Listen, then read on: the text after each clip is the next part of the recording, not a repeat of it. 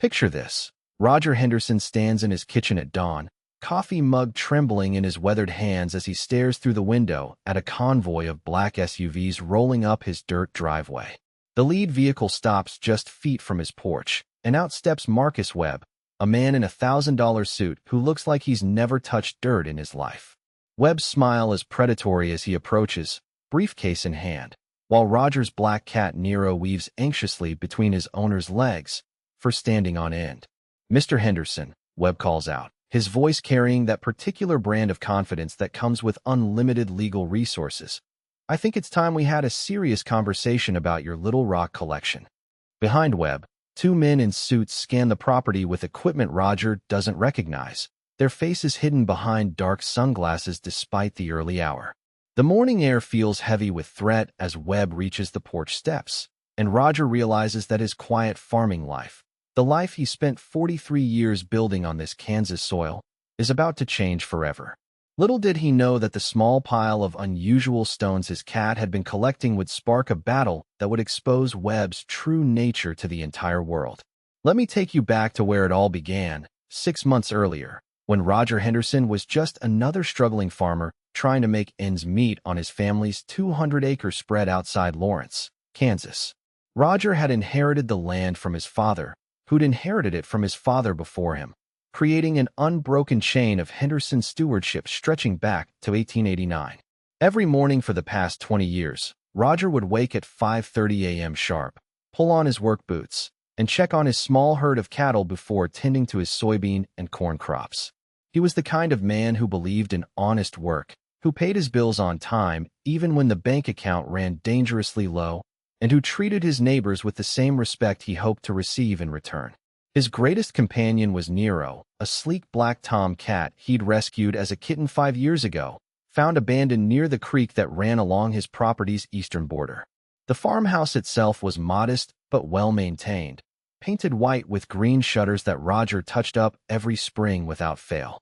Inside, the room smelled of fresh coffee and the lavender sachets his late wife Martha had made years ago, their scent still lingering in the dresser drawers and linen closets. Roger's daily routine was as predictable as sunrise: morning chores, afternoon fieldwork, evening paperwork at the kitchen table, while Nero purled contentedly on his lap. The surrounding landscape was quintessentially Midwestern, with rolling hills that turned golden in autumn and vast skies that seemed to stretch endlessly in every direction. Roger knew every inch of his property, from the old oak tree with the lightning scar to the rocky outcropping near the creek where wildflowers bloomed each spring. What made Roger special wasn't just his dedication to the land, but his genuine curiosity about the natural world around him. He'd earned a degree in agriculture from Kansas State University, but he'd also taken enough geology courses to satisfy his fascination with rocks and minerals. His small home office contained shelves lined with field guides, rock identification books, and specimens he'd collected over the years during his travels across Kansas. Roger possessed the rare combination of practical farming wisdom and scientific methodology, always approaching problems with patience and careful observation. He was the kind of man who would spend an hour watching ant colonies work, or notice when the flight patterns of birds shifted with changing weather, storing away these observations like treasures in his remarkably sharp memory. For months, Roger had been noticing Nero's increasingly unusual behavior, though he couldn't quite put his finger on what was bothering him about it. The cat had always been an outdoor explorer, disappearing for hours at a time to hunt mice in the barn or stalk birds through the tall grass. But lately his expeditions had taken on a different character entirely. Instead of returning with the typical offerings of dead rodents or birds that cats usually present to their owners, Nero had begun bringing home rocks.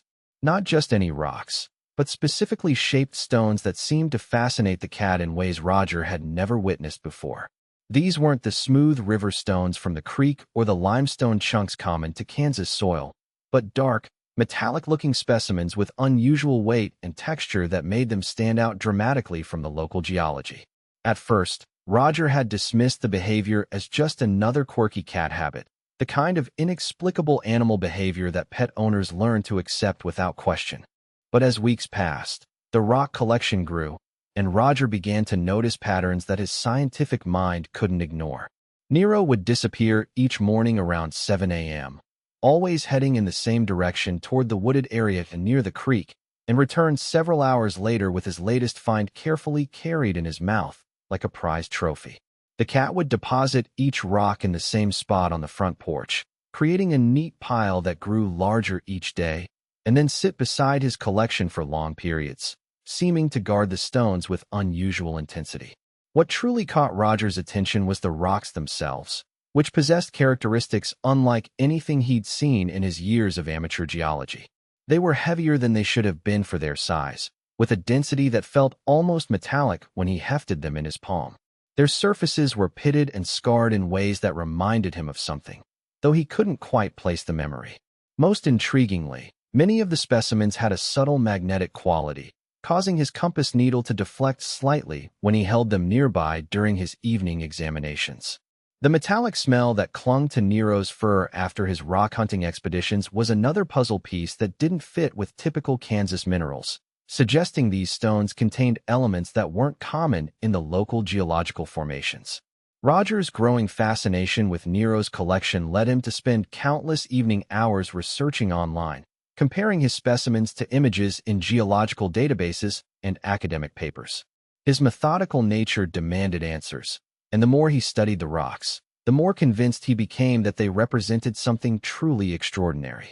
The breakthrough came when he stumbled across a NASA website about meteorite identification, and suddenly all the puzzle pieces clicked into place with startling clarity. The unusual weight, the metallic composition, the pitted surfaces created by atmospheric entry, the magnetic properties, everything pointed to one incredible conclusion that made his hands shake as he read the confirmation criteria. Nero had been systematically collecting meteorites. The implications hit Roger like a thunderbolt as he realized what this discovery could mean for his struggling farm and his precarious financial situation. Meteorites, especially those containing rare metals like iridium and palladium, could be worth thousands of dollars per pound to collectors, museums, and research institutions around the world. If Nero had indeed found a meteorite-strewn field on or near Roger's property, it could represent a financial windfall beyond his wildest dreams, the kind of discovery that could transform his life overnight and secure his family's land for future generations. But Roger was too careful and too practical to get ahead of himself without scientific confirmation. So he carefully selected the 3 best specimens from Nero's collection and began planning a trip to the University of Kansas Geology Department. The drive to Lawrence took 45 minutes through familiar countryside, but Roger felt like he was traveling to another world entirely as he clutched the small box of rock specimens beside him on the truck's bench seat. Dr. Sarah Chun, the geology professor who had agreed to examine his specimens, greeted him with the kind of patient professionalism that academics show when dealing with amateur enthusiasts who might be wasting their time. Roger explained Nero's behavior and his own suspicions about the rock's origin, trying to maintain scientific objectivity while his heart hammered with anticipation. Dr. Chin's expression shifted dramatically as she examined the specimens under her microscope, her initial politeness giving way to genuine excitement as she confirmed what Roger had barely dared to hope. "Mr. Henderson," Dr. Chin said, her voice containing barely controlled amazement, "these are definitely meteorites, and they appear to be from the same fall event based on their mineral composition and oxidation patterns. More importantly, they contain significant concentrations of platinum group metals that make them extraordinarily valuable from both scientific and commercial perspectives." The laboratory tests that followed revealed even more astonishing information. The meteorites were part of an ancient impact event, possibly thousands of years old, and the concentration of rare metals was higher than anything Dr. Chun had encountered in her 15-year career. Roger's hands trembled as he signed the documentation that would officially register his property as a potential meteorite-strewn field, understanding that his life was about to change in ways he could never have imagined. Word of Roger's discovery spread through the university's geology department faster than wildfire, and within days, Dr. Chin had connected him with meteorite dealers and collectors who were offering substantial sums just for the initial specimens. But Roger's farming instincts told him to be cautious, to understand the full scope of what he possessed before making any hasty decisions that he might regret later. He hired a surveyor to map his entire property and contracted with a specialized geological consultant to conduct a comprehensive analysis of the meteorite field's boundaries and estimated yield. The results exceeded even his most optimistic projections. Preliminary estimates suggested his property could contain meteorite specimens worth several $1 million. As news of the discovery began to leak beyond academic circles, Roger found himself fielding calls from journalists, documentary filmmakers, and various entrepreneurs who wanted to partner with him for excavation and marketing rights. The attention was both thrilling and overwhelming for a man who had lived most of his life in peaceful anonymity, but Roger approached each opportunity with the same careful consideration he applied to all major farm decisions. He established strict protocols for media access, limited the number of people who could visit his property, and began working with lawyers to protect his interests as offers and proposals flooded in from around the country. Nero, meanwhile, continued his daily rock-hunting expeditions, seemingly oblivious to the fortune he had helped uncover, though Roger noticed the cat had begun receiving special treats and extra attention that befitted his status as a four-legged treasure hunter. The transformation of Roger's daily routine was gradual but profound as he balanced his regular farming responsibilities with the demands of managing what was rapidly becoming a significant commercial operation. Morning chores now included checking security cameras he'd installed around the meteorite collection areas, and evening paperwork involved reviewing contracts and correspondence from buyers, researchers, and media representatives who wanted access to his remarkable discovery. Roger's bank account, which had rarely held more than a few $1,000s at any given time, began showing deposits that made him dizzy with their implications for his future financial security.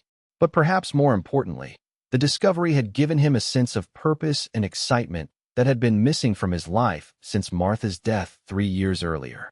That's when Marcus Webb entered the picture like a storm cloud on a clear horizon, arriving unannounced on a Tuesday afternoon in late September with an air of entitlement that immediately put Roger on guard. Webb represented himself as the regional director for Apex Mining Corporation, a company Roger had never heard of, but which Webb claimed specialized in efficient extraction of valuable mineral deposits from agricultural properties. Webb's opening pitch was smooth and practiced, filled with technical jargon about mining rights, excavation efficiency, and profit maximization that was clearly designed to impress someone Webb assumed was just an unsophisticated farmer. But Roger's university education and months of research had given him enough knowledge to recognize when someone was trying to manipulate him with selective information and misleading promises. "Mr. Henderson," Webb said with that practiced smile, "what you've discovered is certainly interesting, but extracting and marketing meteorites requires specialized equipment and industry connections that individual property owners simply don't possess.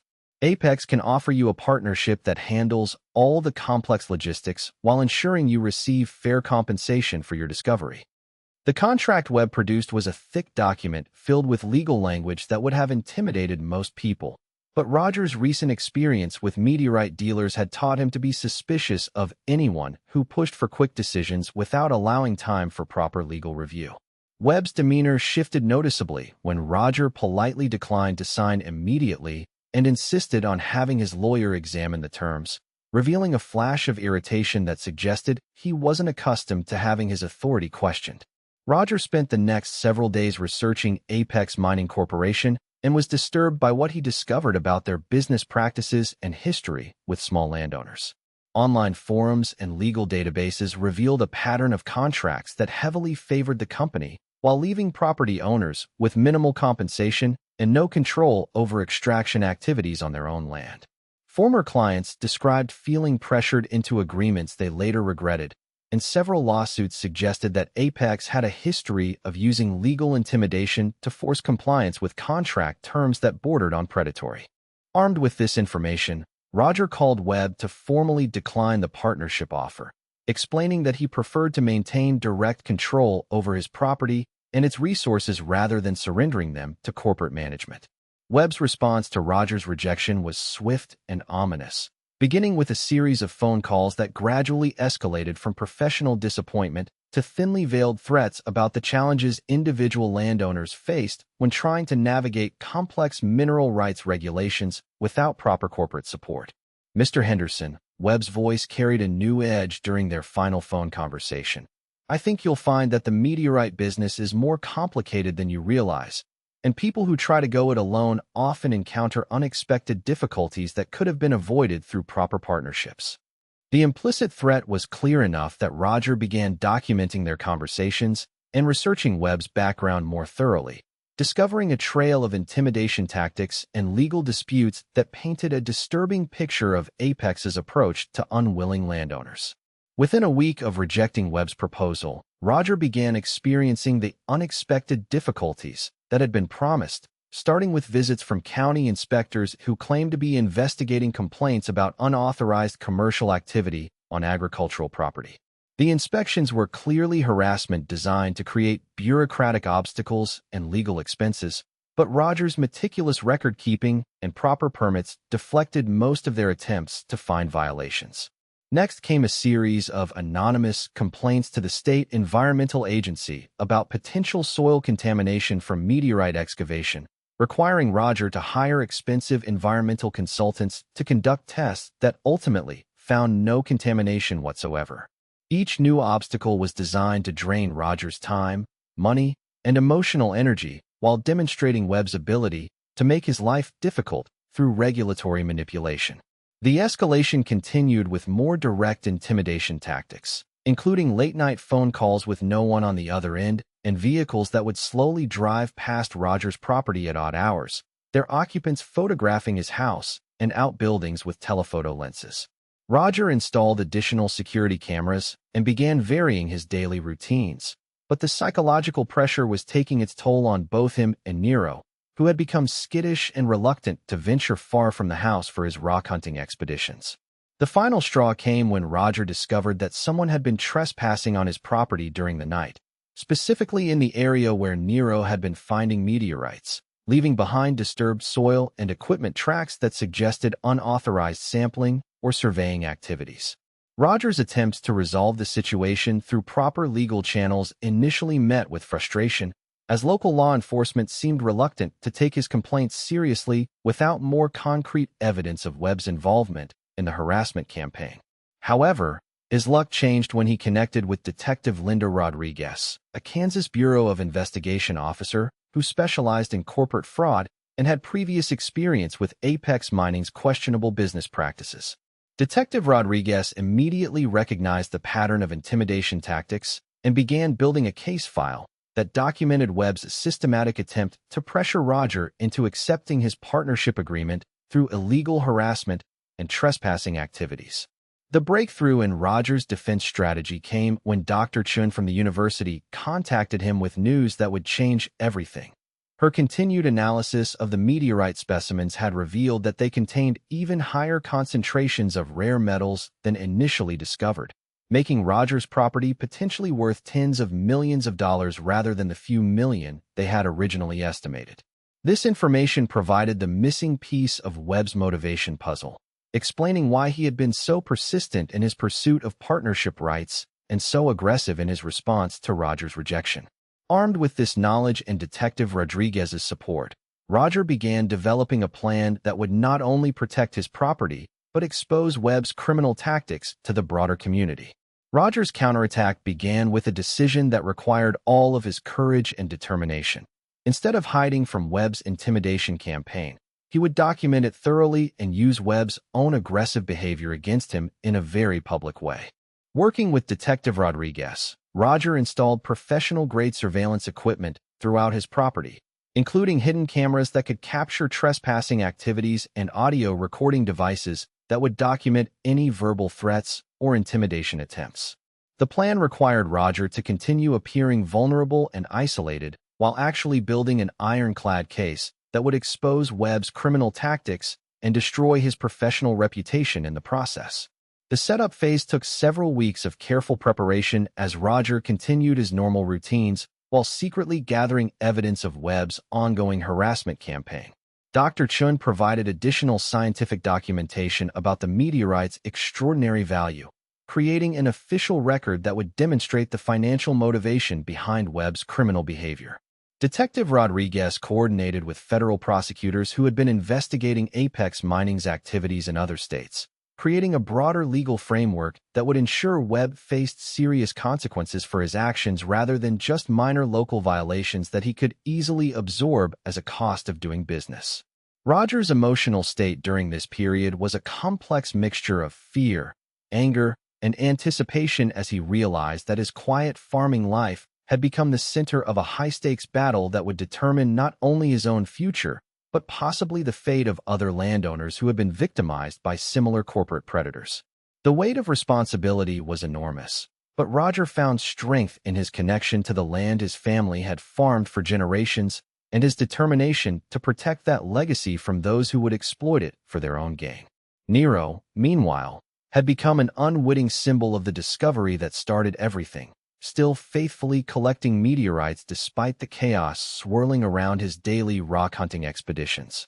The climactic confrontation came on a crisp October morning when Webb arrived at Roger's property with a larger team than ever before, including what appeared to be mining equipment operators and surveying specialists who began setting up unauthorized operations near the meteorite collection area.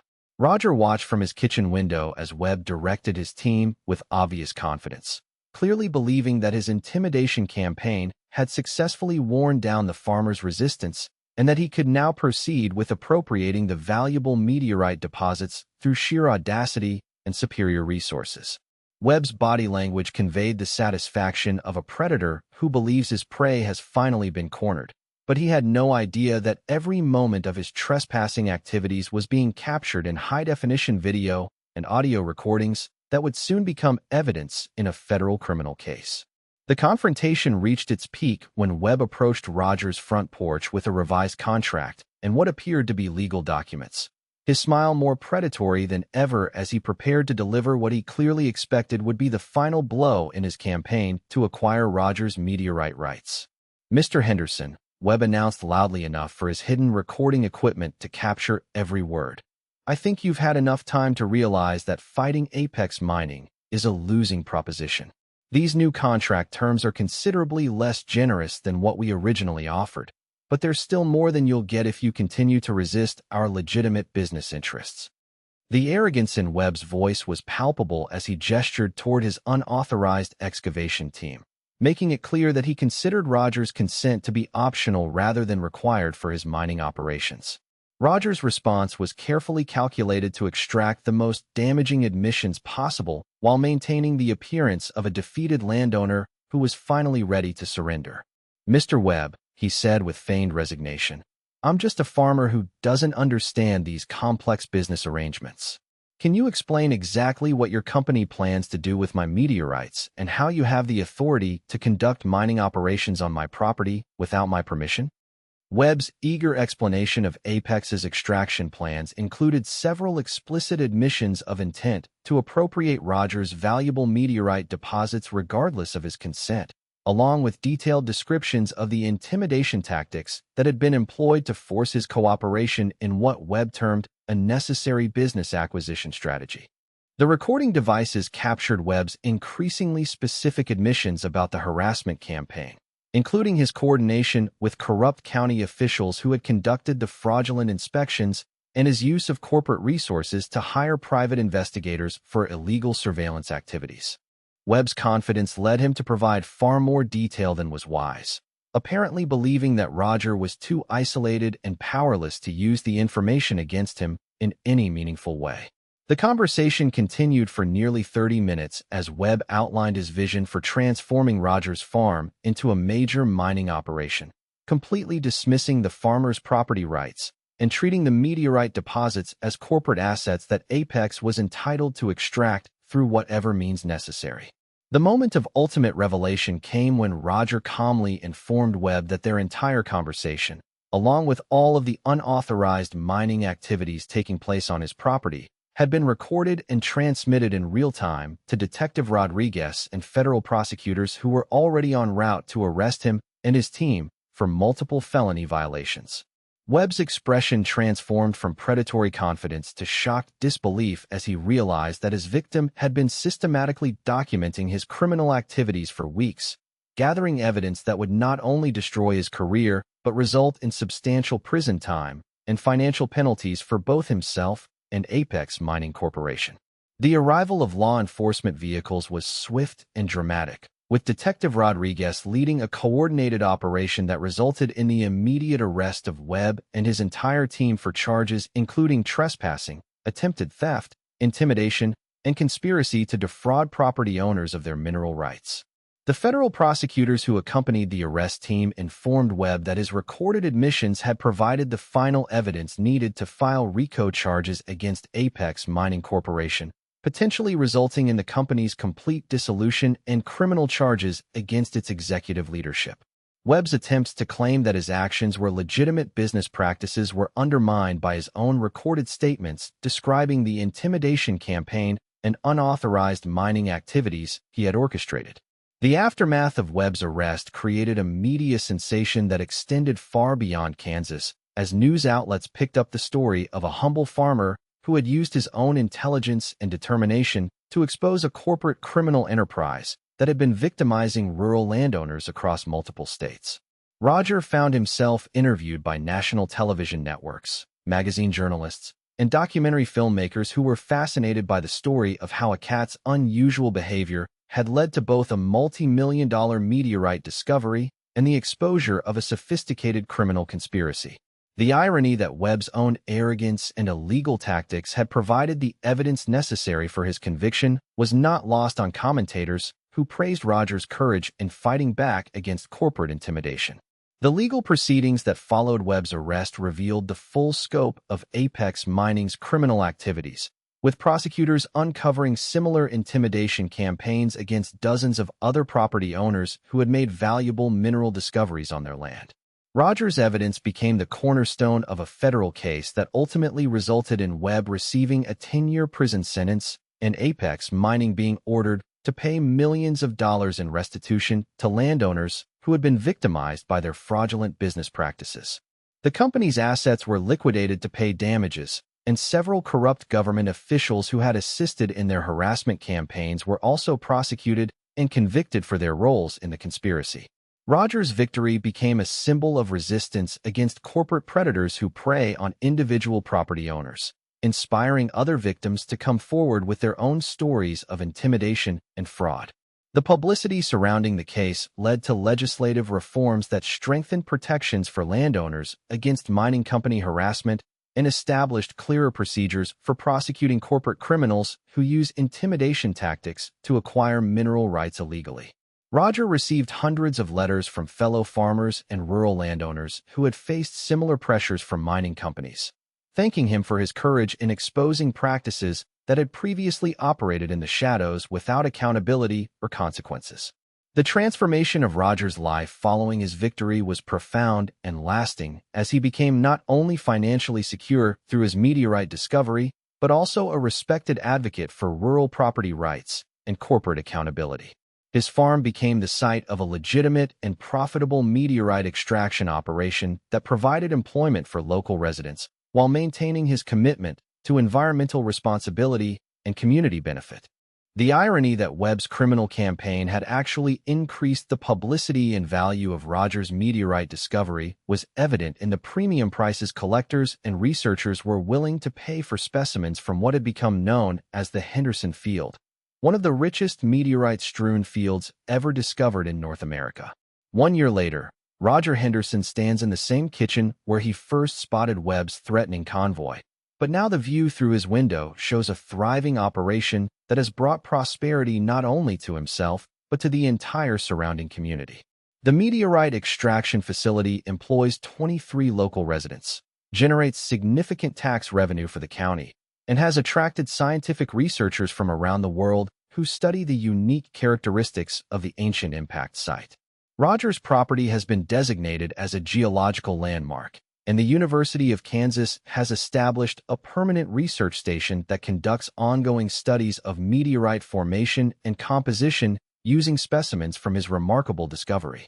Nero, now famous as the cat who started it all, continues his daily rock hunting expeditions with the same dedication that originally led to the meteorite discovery, though he now wears a small GPS collar that allows researchers to track his movements and potentially identify new collection sites within the larger strewn field. The cat has become something of a local celebrity, featured in children's books and educational materials that tell the story of how animal instincts led to human prosperity and the exposure of corporate criminals who threatened rural communities. Roger often jokes that Nero deserves his own bank account, given the millions of dollars his unusual behavior ultimately generated for the Henderson family legacy. The community of Lawrence has been transformed by the economic impact of the meteorite discovery, with new businesses, research facilities, and educational programs that have revitalized the local economy and attracted national attention to Kansas geology and agriculture. Roger has used his newfound wealth to establish a foundation that provides legal assistance to rural landowners facing pressure from mining companies, ensuring that other farmers won't have to face the kind of intimidation campaign he endured without proper support and resources. The Henderson Meteorite Museum, built on a portion of his property, educates visitors about both the scientific significance of meteorite impacts and the importance of protecting individual property rights against corporate predators.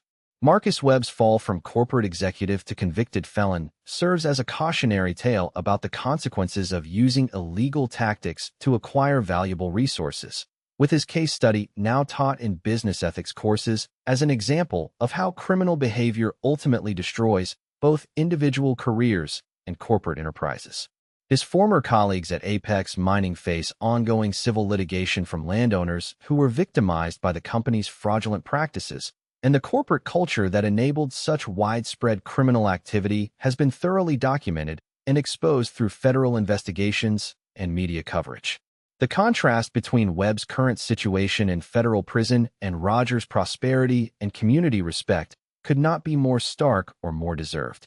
The scientific legacy of Roger's discovery continues to grow as researchers publish papers about the meteorite field's unique characteristics and its contribution to understanding ancient impact events that shaped Earth's geological history.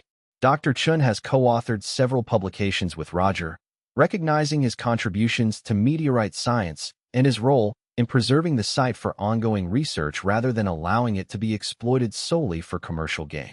The collaboration between academic researchers and a working farmer has created a model for how scientific discovery and practical land use can coexist beneficially, generating knowledge that serves both scientific advancement and economic development in rural communities.